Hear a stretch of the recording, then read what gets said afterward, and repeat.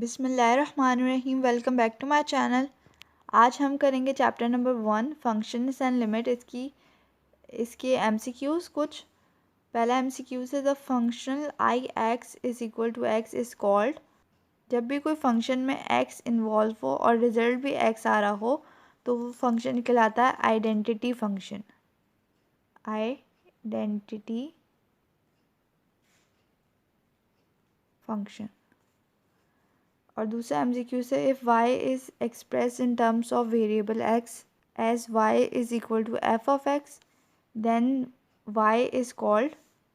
Y is equal to f of x आपको पता है होता है, तो वाई हमारे पास क्या है? वाई हमारे पास एक्स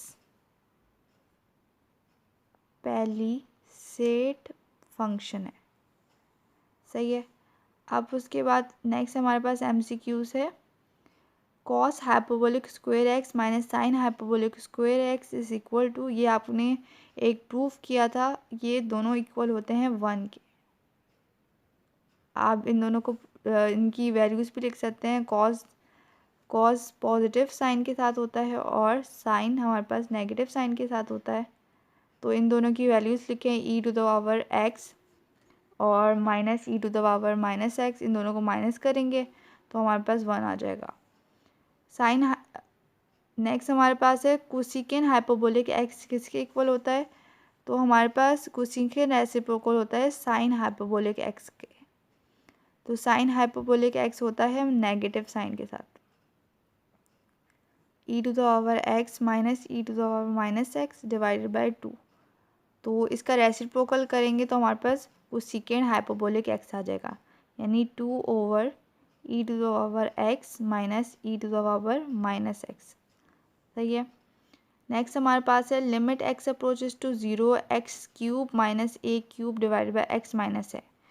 तो यहाँ पर हमें पहले से सॉल्व करना पड़ेगा। ये एक्स क्यूब है, तो एक्स क्यूब का फॉर्मूला क्या होता है? यहाँ पर लिख देती हूँ मैं, a cube minus b cube is equal to a minus b और a square plus b a b plus b square. सही है, ये फार्मूला होता है इसका। तो यहाँ पर हम पुट करेंगे, ये हो जाएगा। यहाँ पर मैं limit x approaches to 0 x minus a आ जाएगा ए माइनस बी की जगह, और यहाँ पर हमारे पास ए स्क्वायर प्लस ए बी यानी ए एक्स आ जाएगा प्लस बी स्क्वायर यानी ए का स्क्वायर। सही है। डिवाइडेड बाय नीचे हमारे पास एक्स माइनस ए एक्स माइनस ए एक्स माइनस ए एक्स माइनस ए से कट जाएगा। फिर उसके बाद हमारे पास ये बचेगा। अब हम यहाँ पर लिमिट अप्लाई करेंगे। लिमिट आ जाएगी हमारे पास एक्स स्क्वायर, यहाँ पर हमारे पास होना चाहिए एक्स अप्रोचेस टू ए, क्योंकि यहाँ पर हमारे पास फंक्शन ए के टर्म्स में दिया हुआ है, तो हमारे पास एक्स अप्रोचेस टू ए होगा ये। तो यहाँ पर एक्स की जगह क्या आ जाएगा? ए स्क्वायर प्लस ए इंटू एक्स की जगह क्या आ जाएगा? ए। तो यहाँ पर भी एक्स अप्रोचेस टू ए लिख देती हूँ प्लस ए स्क्वायर। तो ये ए इंटू ए हमारे पास बेसिस ए में तो पावर ऐड हो जाती हैं, ये ए स्क्वायर बन जाएगा। 1 + 1 + 1 तो 3a स्क्वायर। सही है। ये तो एक्स अप्रोचेस टू ए होगा। अगर हमारे पास एक्स अप्रोचेस टू ए आएगा तो ये आंसर बनेगा, और अगर एक्स अप्रोचेस टू 0 भी आ जाए तो आप क्या करेंगे? आपको एक और फार्मूला पता है, limit at x approaches to 0 x to the power n minus a to the power n divide by x minus a. तो देखें ये वाला यहाँ पर ये 3 की जगह क्या आ गया? n आ गया। बाकी सारा सेम है, एक्स माइनस ए 3 यहाँ पर, और यहाँ पर हमारे पास n है। तो ये सारा फार्मूला इस अगर यहाँ पर 0 हो, इन केस ऑफ 0, यहाँ पर ए के केस में मैंने आपको बता दिया ये आंसर बनेगा, और अगर 0 होगा तो फिर ये आंसर बनेगा। और ये किसके इक्वल होगा? n पावर, मतलब पावर पहले आ जाएगी और पावर के अंदर से एक माइनस कर दो। तो यहाँ पर हमारे पास क्या हो जाएगा? इस केस में पावर 3 है, 3a पावर क्या है? 3 - 1, तो यह आ जाएगा 3a स्क्वायर। 3 - 1 2, तो हमारे पास 3a स्क्वायर, यानी दोनों केस में हमारे पास आंसर सेम आ रहा है। तो हमारे पास 3a² आंसर है। सही है।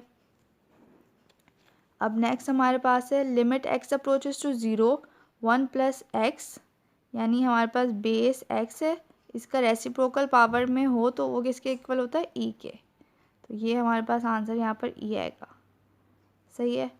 The term function was recognized by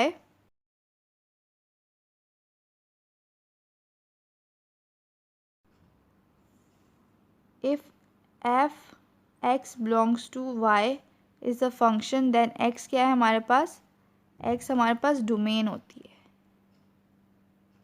और y क्या होता है हमारे पास, रेंज होता है, और x हमारे पास क्या होता है, इंडिपेंडेंट वेरिएबल होता है, और y हमारे पास क्या होता है, डिपेंड कर रहा होता है x के ऊपर, तो डिपेंडेंट वेरिएबल होता है। सही है। If f of x is equal to sine x then f of x is, इसमें हमें बताना है कि ये इवन है ऑड है, कौन से फंक्शन है, या दोनों में से कोई नहीं है। तो इवन या ऑड मालूम करने के लिए हम क्या करते हैं, सबसे पहले जो भी फंक्शन दिया हुआ हो उसके अंदर x की जगह पे नेगेटिव x पुट करते हैं। तो f ऑफ नेगेटिव x हमारे पास क्या हो जाएगा, साइन नेगेटिव x, साइन अपना नेगेटिव साइन पहले लिख देते हैं, मतलब पहले आ जाता है साइन का नेगेटिव साइन। तो अगर हम नेगेटिव साइन कॉमन ले लें तो ये हमारे पास वही फंक्शन बन जाएगा, तो negative of f of x। तो ये हमारे पास क्या हो जाएगा, ऑड फंक्शन। जब भी नेगेटिव साइन कॉमन लेने पर वही फंक्शन आ जाए तो वो ऑड होता है, और अगर हम नेगेटिव साइन लें और फिर नेगेटिव साइन पुट करें और फिर वही फंक्शन आ जाए तो वो इवन फंक्शन होता है। अब इस केस में देख लेते हैं, यहाँ पर भी हमने f ऑफ नेगेटिव x, इसमें भी बताना है कि f of x is equal to cos x is even odd या कौन सा फंक्शन है ये बताना है। तो यहाँ पर हो जाएगा कॉस x की जगह नेगेटिव x आ जाएगा, और कॉस अपना साइन एब्जॉर्व कर लेता है, तो यहाँ पर कॉस x आ जाएगा। तो ये हमारे पास f ऑफ x फंक्शन ही आ गया दोबारा, तो ये हमारे पास क्या हो जाएगा, इवन हो जाएगा। सही है, ये हमारे पास इसका आंसर है। सही है। नेक्स्ट हमारे पास 11 है, x is equal to x second x then f of 0 किसके इक्वल हो जाएगा। सिंपल है ये question, f of x is equal to x की जगह 0 पुट करना है, यानी f ऑफ 0 फाइंड करना है। तो यहाँ पर 0 इंटू सेकेंड 0 आ जाएगा, 0 से कुछ भी मल्टीप्लाई तो 0 हो जाएगा, तो यहाँ पर इसका आंसर 0 बन जाएगा। सही है। Limit x approaches to 0 sine x divided by x, तो ये तो हमारे पास सिंपल सैंडविच थ्योरम बन गया। एंगल और यहाँ पर भी एंगल, दोनों एंगल सेम है, वो होता था हमारे पास सैंडविच थ्योरम के limit x approaches to 0 sine theta over theta is equal to 1। तो यहाँ पर थीटा की जगह x है और दोनों एंगल बराबर हैं, तो ये 1 के इक्वल आ जाएगा। सही है। और 13 है हमारे पास, f of x is equal to x cot x is, अब इसमें भी हमें ये बताना है कि ये इवन है या ऑड है। तो हम यहाँ पर पुट करेंगे -x और यहाँ पर आ जाएगा कॉट -x,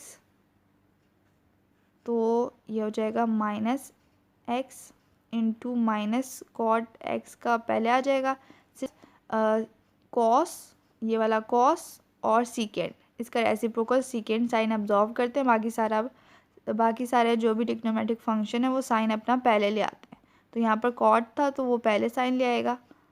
सही है। तो माइनस माइनस हमारे पास क्या हो जाएगा प्लस, तो x कॉट x वही फंक्शन बन गया सेम टू सेम, तो ये हमारे पास क्या है, इवन फंक्शन। सही है। नेक्स्ट हमारे पास है, if f x belongs to y is a function then y belongs to capital Y is called is equal to f of x, यानी y डिपेंड करता है वैल्यू ऑफ x पे, तो y हमारे पास क्या हो गया, डिपेंडेंट वेरिएबल ऑफ f। सही है, या वेरिएबल ऑफ x भी कह सकते हैं या डिपेंडेंट वेरिएबल ऑफ x, जो भी आपको ऑप्शन दिए हो एग्ज़ाम में, सही है। तो 15 है हमारे पास, limit x approaches to 1 x cube minus x divide by x plus 1।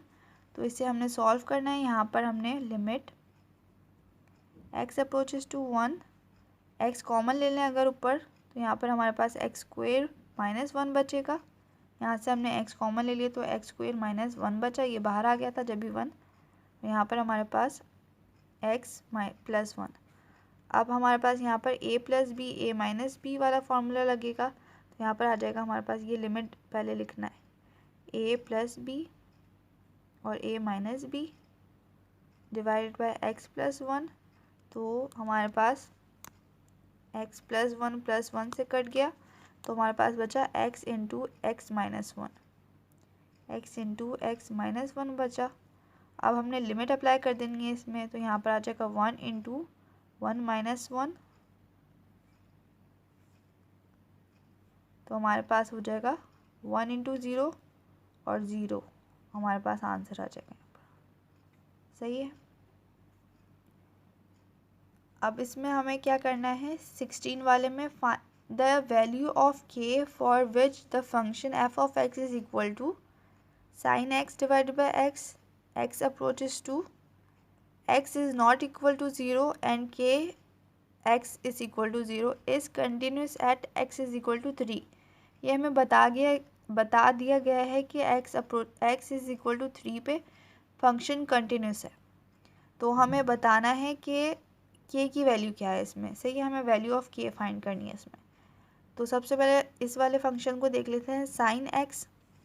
ये हमारे पास हो जाएगा, यहाँ पर लिखती हूँ limit x approaches to a। ये हमारे पास कोई भी फंक्शन हो जाएगा, क्योंकि ये यहाँ पर x is not equal to कोई भी स्पेसिफिक डोमेन या रेंज नहीं दी हुई, तो हम इसे डायरेक्ट लिख देंगे। और ये हमारे पास वैल्यू ऑफ फंक्शन होगा, क्योंकि x इज़ इक्वल टू 3 दिया है, सही है। तो यहाँ पर हमारे पास साइन x ओवर, यहाँ पर पहले लिमिट भी लगानी है x अप्रोचेस टू 0, क्योंकि यहाँ पर 0 ही दिए हमें, साइन x ओवर x। तो यहाँ पर देखें एंगल सेम है, तो ये क्या बन गया, सैंडविच थ्योरम। और सैंडविच थ्योरम किसके इक्वल होता है, 1 के। और वैल्यू ऑफ फंक्शन किसके इक्वल है, f ऑफ x इक्वल है k के, सही है, k के इक्वल है। तो अब दोनों इक्वेशंस को हम इक्वल कर लेंगे ताकि हमारे पास k की वैल्यू आ जाए। तो हमारे पास जब value of function is equal to ये जो भी लिमिट है, तो हमारे पास k की वैल्यू आ जाएगी 1 के इक्वल, सही है। This is the answer. आपको ऑप्शन दिए हुए होंगे, आप उसमें से सेलेक्ट कर लीजिएगा। तो 17 MCQ से हमारे पास x is equal to a t square और y is equal to 2at are parametric equation at आ। ये क्या है, पैरामेट्रिक इक्वेशन है। ये किसकी हैं, सर्कल की हैं, पैराबोला की हैं, हाइपरबोला की हैं। तो ये हमारे पास पैराबोला होता है, पैराबोला। और अगर हमारे पास एक्स इक्वेशन ऑफ पैराबोला क्या होती है, y is equal to 4a square. जब ऐसी कोई इक्वेशन आ जाए जिसमें इक्वेट करना हो, तो वो हमारे पास इक्वेशन ऑफ पैराबोला होती है। और इक्वेशन ऑफ सर्कल क्या होती है, x square plus y square is equal to 2 या 4 स्क्वायर या आर स्क्वायर भी लिख सकते हैं। नेक्स्ट हमारे पास है 18 MCQs। The function f of x is equal to x plus 2 का स्क्वायर इज। हमें ये बताना है कि ये इवन है और फिर दोनों नहीं है। तो हम इसे क्या करेंगे, नेगेटिव पुट करने से पहले हमें सबसे पहले इसका स्क्वायर खोलना पड़ेगा। तो a square plus b square plus 2ab। अब उसके बाद हमने इसमें नेगेटिव साइन पुट करना है। तो यहाँ पर आ जाएगा माइनस एक्स का square plus 4 into minus x plus 2 into minus x. तो यहाँ पर हमारे पास आ जाएगा ये एक्स स्क्वायर, क्योंकि ये नेगेटिव साइन है और इवन हमारे पास स्क्वायर है, इवन पावर है, तो उसका नेगेटिव साइन एब्जॉर्ब हो जाता है। और माइनस 4x और यहाँ पर नेगेटिव लगाना था, नेगेटिव 2x। तो ये हमारे पास देखें कोई अलग सी ही इक्वेशन बन गई है। ये यहाँ पर माइनस है, यहाँ पर प्लस है, तो ये नीदर ऑट नॉर इवन, यानी दोनों में से कोई भी नहीं। नेक्स्ट हमारे पास है limit x theta approaches to 0 sine 7 theta divide by theta is equal to, ये हमें बताना है ये किसके इक्वल है। तो यहाँ पर देखिए हमारे पास 7 थीटा है और नीचे थीटा है, तो 7 की यहाँ पर कमी है, 7 हमें यहाँ पर चाहिए, तो हम मल्टीप्लाई एंड डिवाइड बाय 7 कर देंगे। Limit theta approaches to 0 sine 7 theta over 7 theta इधर लिख देंगे और मल्टीप्लाई भी करवाएंगे 7 के साथ, क्योंकि थीटा तो पहले से मौजूद था यहाँ पर, सिर्फ 7 हमने मल्टीप्लाई एंड डिवाइड करवाया, तो ये पूरा क्या बन गया हमारे पास सैंडविच थ्योरम। तो 1 मल्टीप्लाई बाय 7 और ये हमारे पास 7 आ जाएगा, तो हमारे पास इसका आंसर क्या है 7।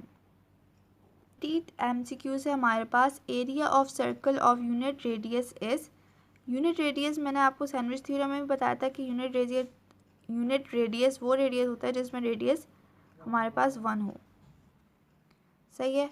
तो हमें एरिया फाइंड करना है, एरिया होता है सर्कल का पाई आर स्क्वायर और आर हमारे पास 1 है, तो ये हो जाएगा हमारे पास पाई, हमारे पास 3.14159 होता है, पाई की वैल्यू आपको पता होनी चाहिए, और रेडियस हमारे पास 1 का स्क्वायर, तो ये हमारे पास आ जाएगा 1 का स्क्वायर तो 1 ही होता है 1.14159, तो एरिया की वैल्यू हमारे पास ये आ गई 3.14159। So this is the answer, option में आप देख लीजिएगा। नेक्स्ट हमारे पास है limit x approaches to infinity 1 + 1/x to the power x। अब ये हमारे पास एक वैल्यू दी हुई है और इसकी रेसिप्रोकल हमारे पास मौजूद है। जब भी ऐसी सिचुएशन हो तो हमारे पास ये इक्वल होता है e के, सही है, या फिर ये हो या फिर ये वाली सिचुएशन हो कि limit x approaches to infinity 1 + x दी हुई हो, 1 + x दिया हुआ हो, इसकी पावर क्या रेसिप्रोकल क्या होगी 1/x, तो ये भी हमारे पास e के इक्वल होता है। तो ये दोनों आपके ऊपर हमने ये वाला भी देखा था, अब ये वाला आ गया है, तो ये e के इक्वल होता है। नेक्स्ट हमारे पास है limit x approaches to 2x की पावर 3 + 8, तो इसे हमने सॉल्व करना है। इसे हम सॉल्व तो कर नहीं सकते, बस यहाँ से 2 ही कॉमन लेते हुए नज़र आ रहा है, बाकी हम लिमिट अप्लाई कर देंगे। कैसे, limit x approaches to 2 common लेंगे, यहाँ पर x की पावर 3 तो सेम ही आ जाएगा +4। अब उसके बाद हमने लिमिट अप्लाई कर देनी है 2 × 2 की पावर 3 + 4, तो ये हमारे पास आ जाएगा। तो आपने ऐसे कैलकुलेटर में पुट कर देना है तो आपके पास आ जाएगा 24, और अगर आप डायरेक्ट भी पुट करते हैं तो आपके पास आंसर 24 ही आता है। तो बस मैंने यहाँ पर कॉमन लिया और फिर उसके बाद यहाँ पर लिमिट अप्लाई कर दी, तो यहाँ पर हमारे पास आंसर आ रहा है 24। सो दिस इज़ द आंसर। अब हम नेक्स्ट